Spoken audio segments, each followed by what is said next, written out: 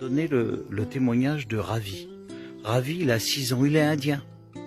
Et il se trouve dans la ville de Madras. On ne sait s'il est orphelin ou si ses parents l'ont abandonné, mais il est errant dans la ville. Et là, il y a une famille de Dalits, et cette petite famille le voit et prend pitié de lui. Donc, ils le prennent chez eux. Mais c'est une famille qui ont plusieurs enfants et ils sont très pauvres. Donc, ils lui donnent à manger, ils lui donnent tout ce qu'il faut, mais ils disent, il va falloir qu'on lui trouve une famille, on va pas pouvoir l'accueillir. Nous sommes beaucoup trop pauvres, nous avons déjà des enfants. Et là, ils savent qu'à quelques kilomètres, il y a un pensionnat. Et le pensionnat, lui, il accueille les enfants. Donc ils décident de prendre Ravi et puis de l'emmener dans ce pensionnat. Et ils voient les responsables et puis ils expliquent qu'ils ont trouvé Ravi dans cette ville et puis qu'il était complètement perdu et qu'il a besoin d'aide. Et ces gens de ce pensionnat disent bon, on va l'accueillir chez nous.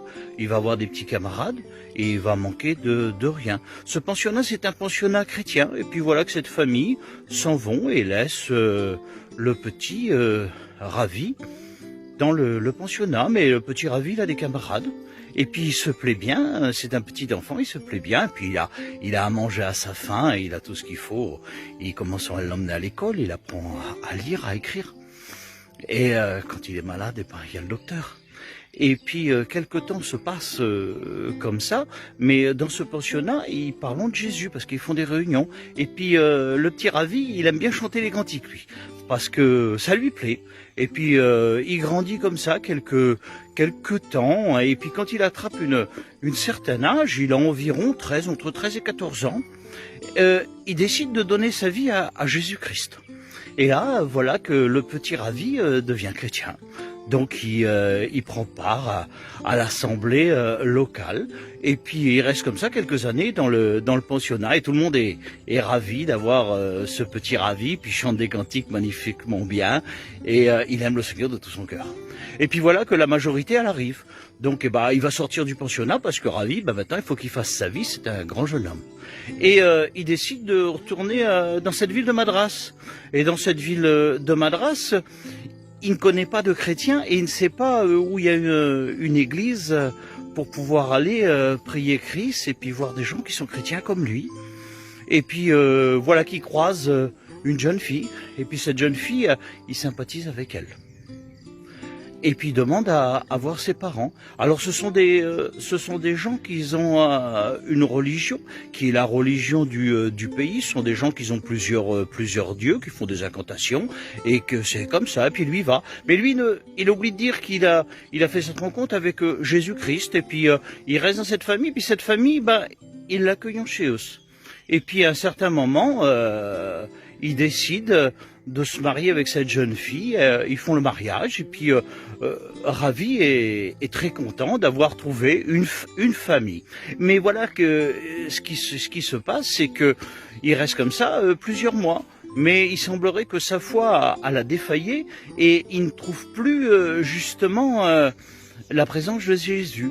Et puis il semblerait qu'avec le temps, il oublie Jésus. Et puis il se passe comme ça plusieurs mois. Et puis ils sont ravis d'un seul coup parce que, on peut dire, Ravi est ravi. Parce que sa femme lui dit qu'elle attend un enfant. Alors là, il est content avec impatient, Ravi va être papa. Et puis voilà que 9 mois plus tard, l'enfant vient au monde. Et Ravi, il est là et c'est une petite fille. Alors Ravi est très très content, mais voilà qu'il y a un problème. Les docteurs les appellent et disent voilà, cette petite fille a une insuffisance rénale. Et nous n'avons pas de quoi l'opérer, nous n'avons pas quoi lui faire une greffe. Donc il faut vous attendre de perdre cette petite fille.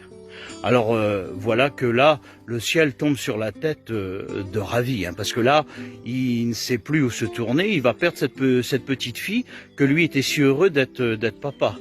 Mais il ne pense toujours pas à Jésus, il semblerait qu'il l'a oublié. Mais par contre, ces gens dans cette famille où il est, ce sont des gens religieux. Et il dit, nous avons plusieurs dieux, donc nous allons les invoquer, nous allons faire le nécessaire, et nos dieux vont guérir la petite fille.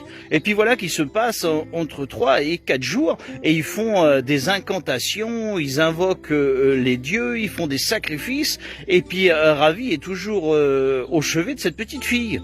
Et la petite fille va va de plus mal en plus mal. Et là, Ravi ne sait plus du tout comment ça va se passer parce qu'il voit que sa petite fille va mourir. Mais Ravi, lui, il est chrétien. Lui, il a oublié Jésus, mais Jésus l'a pas oublié. Le Saint-Esprit vient lui rappeler dans le cœur de Ravi qu'il est chrétien.